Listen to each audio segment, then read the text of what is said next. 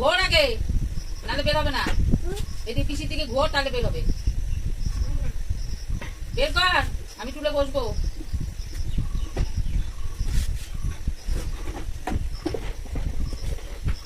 সোজা করে বসা টুলটাকে, সোজা করে বসা দুটা টুল।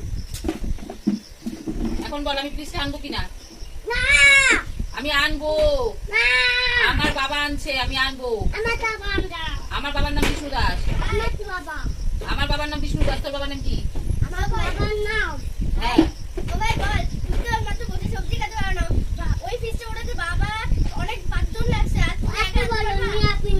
এত করেই নিয়ে আসবো আমি। আমি ঠান্ডা জল খাবো, ফ্রিজ এনে।